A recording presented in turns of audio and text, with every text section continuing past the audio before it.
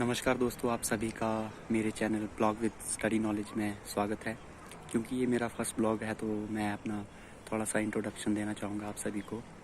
जो भी मेरी फैमिली होगी इन फ्यूचर में, मेरी यूट्यूब फैमिली, तो बेसिकली मैं हिमाचल प्रदेश के डिस्ट्रिक्ट चंबा का रहने वाला हूँ।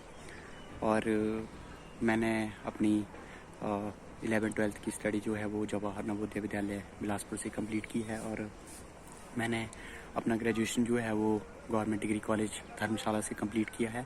और करंटली अभी मैं धर्मशाला में ही कॉम्पिटिटिव एग्ज़ाम्स की प्रिपरेशन कर रहा हूँ।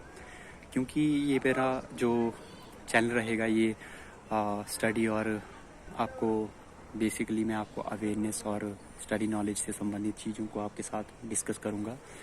और क्योंकि आज मेरा ये फर्स्ट ब्लॉग है तो थोड़ा सा आपका मैंने समय लिया अपना इंट्रोडक्शन देने में।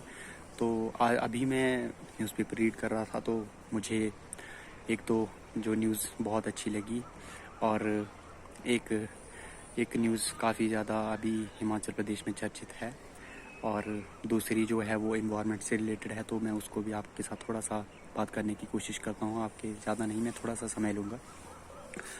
और बात करते हैं हिमाचल प्रदेश से। तो हिमाचल प्रदेश में अभी 2-3 दिन पहले एक JOIT का एग्ज़ाम कंडक्ट किया जा रहा था। और वहाँ पर क्या हुआ है कि वो एग्ज़ाम लीक हो चुका है। और हिमाचल प्रदेश में ये पहली बार नहीं हुआ है, पर हम अब कह नहीं सकते हैं कि इसमें किसकी गलती है। अब दोष तो सरकार को ही जाएगा, और नेचुरल सी बात है। क्योंकि अगर इस तरीके से अगर एग्ज़ाम जो है वो लीक होते जाएंगे तो जो बच्चों का भविष्य है, जो मेहनती बच्चे होते हैं और जो ऐसे लोग होते हैं जो गलत रास्ते से एंटर होना चाहते हैं और वो बिना मेहनत किए अगर चाहते हैं कि उन्हें जॉब मिल जाए और वो अच्छे तरीके से सेटल हो जाएं, तो ये सरासर एक तरीके से नाइंसाफ़ी होगी। जो बच्चे मेहनती होते हैं, गरीब होते हैं,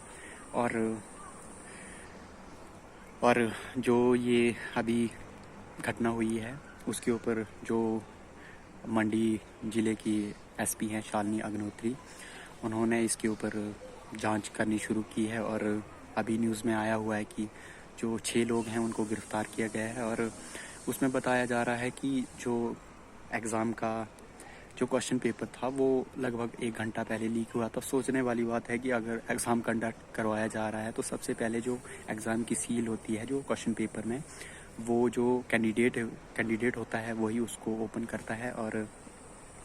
और उसमें बताया जा रहा है कि जो वहाँ पर, मुझे नाम नहीं आ रहा है उस कॉलेज का, तो महाराणा कुछ करके है, तो उस कॉलेज में वो जो है वो क्वेश्चन पेपर लीक हुआ है। तो उस व्यक्ति के पास वो आधा घंटा पहले किसी क्लर्क ने जो एग्ज़ाम है उसकी फ़ोटो ली और उसके बाद उसको व्हाट्सएप करके जो कह सकते हैं कि कुछ लोग थे उनके पास भेजा, और उन्होंने गूगल सर्च करके एकदम से आंसर निकाले और बिल्कुल कॉपी करके उसको स्लिप में भेजकर उसकी फ़ोटो भेज दी। और हुआ ये कि जो इन्विजिलेटर था एग्ज़ाम हॉल में, उसको शक हुआ, क्योंकि वो व्यक्ति जो गया था, नाम नहीं लेना चाहूँगा मैं, और उसको उसके ऊपर शक हुआ। और उसके बाद जब उसकी चेकिंग तलाशी करवाई गई, हालांकि उसने भागने की कोशिश की, बट उसको फिर मतलब पुलिस ने कैप्चर कर लिया, और फिर बाद में उसने अपना जो जुर्म है वो भी कबूल कर लिया। तो इस तरीके से ये घटनाएं हो रही है। तो मतलब एक तरीके से हम कह सकते हैं कि जो लोग इतनी मेहनत करते हैं, और ऐसा मुझे लगता है कि अगर हम नैतिक रूप से देखें तो ये चीज़ें बिल्कुल गलत बात है। और हमें इस तरीके से गलत रास्ते अपनाकर और शॉर्टकट अपनाकर जो है वो कोई चीज़ पाने की कोशिश नहीं करनी चाहिए। हालांकि अगर मेहनत आपकी किसी भी फील्ड में लग रही है तो ये नेचुरल सी बात है। क्योंकि वो कहते हैं ना कि अगर आप जो है वो एक संघर्ष से भरा जीवन जीते हैं तो वहाँ पर आपको काफ़ी ज़्यादा अनुभव होते हैं, और जब आप कोई चीज़ अचीव करते हैं तो उस चीज़ का एक अलग फीलिंग होती है। तो ये एक घटना है। और दूसरी जो है वो एनवायरनमेंट से रिलेटेड है, क्योंकि आज न्यूज़पेपर में आया था कि जो हमारे ग्लेशियर है, मैं आप लोगों को बताना चाहूँगा, और आप लोग भी अनुभव कर रहे हैं कि अभी प्रेजेंट टाइम में जो ग्लोबल वार्मिंग है, बहुत ज़्यादा न्यूज़ वगैरह में आता रहता है न्यूज़पेपर में, और ऑनलाइन भी हम देखते हैं कि जो ग्लोबल वार्मिंग है वो बढ़ रही है। एक्चुअल में इस चीज़ के पीछे कहीं ना कहीं हम लोगों का जो है वो योगदान है। क्योंकि आज के इस 21वीं शताब्दी में अगर हम कहें तो हम बहुत ज़्यादा जो है टेक्नोलॉजी के ऊपर डिपेंडेंट होते जा रहे हैं। और वैसे इसमें कोई गलत बात नहीं है, क्योंकि अगर हमें एक तरीके से खुद का विकास करना है, देश का विकास करना है, तो हमें ये चीज़ें अपनानी पड़ेंगी। बट एक्चुअल में हम जो है वो हमारे जितने भी संसाधन हैं उनका ओवर यूटिलाइज कर रहे हैं, और जो कि हमारे लिए और जो हमारा इन्वायरमेंट है, जो हमारी पृथ्वी है, वो उसके लिए बहुत ज़्यादा हार्मफुल है। तो जो ग्लेशियर है वो बहुत ज़्यादा पिघल रहे हैं, और अगर आने वाले टाइम में इसी तरीके से ग्लेशियर पिघलते रहे तो कहा जा रहा है कि जो हमारे महासागर हैं वहाँ का जो लेवल है वो बढ़ जाएगा, और कुछ शहर जो हैं वो हमारे जो तटीय क्षेत्र में होते हैं वो डूब जाएंगे।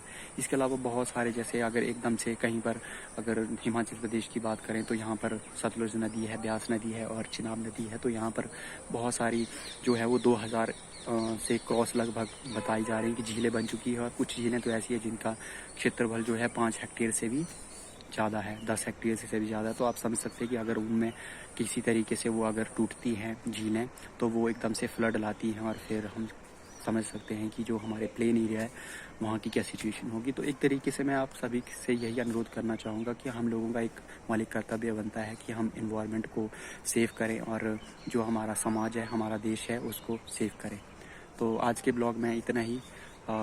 जल्द मिलेंगे किसी नए ब्लॉग के साथ, और मैं हमेशा आपके साथ कोशिश करूँगा कि जो मेरा ब्लॉग रहेगा वो स्टडी और नॉलेज के ऊपर बेस्ड रहेगा। चाहे वो किसी भी तरीके से मैं न्यूज़पेपर से आपको डेली का कोई ना कोई टॉपिक आपके साथ डिस्कस करूँगा। स्पेशली एडिटोरियल हो गया, या जो न्यूज़ ऐसी होगी करंट अफेयर से रिलेटेड होगी। खासकर क्योंकि मैं प्रेपरेशन कर रहा हूँ, तो मैं चाहता हूँ कि जो लोग प्रेपरेशन कर रहे हैं तो उनको मैं किसी न किसी तरीके से जो है हेल्प कर सकूँ। चाहे वो करंट अफेयर से रिलेटेड हो गया, चाहे कहीं गाइडेंस से रिलेटेड हो गया, या मटेरियल से रिलेटेड हो गया। तो आज के ब्लॉग में इतना ही। धन्यवाद।